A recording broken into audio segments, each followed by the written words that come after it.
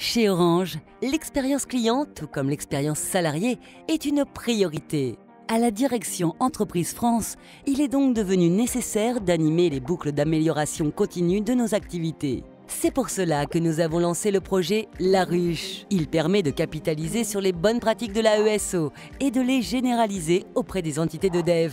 La Ruche apporte également une réponse claire aux salariés qui expriment des besoins de correction et d'adaptation des processus ou de fluidité du parcours client lors des dysfonctionnements qu'ils constatent au quotidien. Il est important de définir ce qu'est un dysfonctionnement et ce qui ne l'est pas. Un dysfonctionnement faisant l'objet d'un dépôt dans l'application La Ruche doit réunir deux conditions. Il concerne d'une part un collectif de clients et intervient d'autre part de façon récurrente. Les autres remontées terrain, telles que les cas clients individuels et ou ponctuels, ne sont donc pas considérées comme des dysfonctionnements à déposer dans la ruche. Elles ont des processus de traitement spécifiques tels que le processus escalade, l'accompagnement client ou l'accompagnement managérial. Cette démarche vise à satisfaire au mieux nos clients en améliorant la fluidité du parcours client-fournisseur. Elle se veut transparente. L'écoute et le confort de nos salariés est également essentiel. C'est pourquoi la ruche permet la mise en œuvre des boucles d'amélioration continue. La ruche est indispensable à l'agilité et illustre concrètement la promesse employeur. Grâce à elle, les collaborateurs et le management deviennent acteurs de la résolution de dysfonctionnements par une analyse structurée. La ruche permet à DEF d'être conforme à la norme ISO 9001 visant à garantir la satisfaction de nos clients.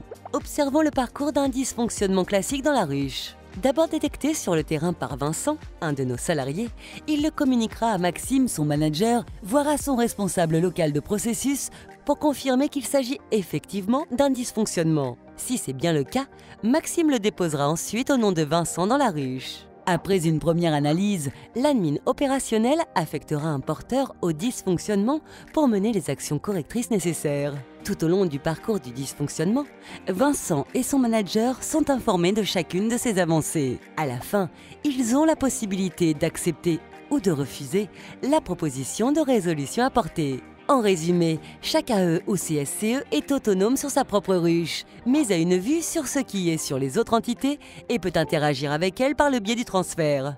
Pour les managers, la ruche représente la garantie d'une prise en charge et d'information sur l'avancement. Pour les directions expérience client, c'est un outil de recensement, de suivi de traitement et un moyen de remontée rapide d'un dysfonctionnement. Pour les directions nationales, la ruche permet une centralisation des actions correctrices sur leur processus métier. Elle apporte une connaissance rapide des difficultés terrain et est un outil de partage d'informations. Lancée en novembre 2020 auprès des directions de l'expérience client et des directions métiers nationales, la ruche est un dispositif d'amélioration continue en mode collaboratif pour optimiser l'expérience client et salarié. C'est un levier pour réussir notre stratégie Engage 2025.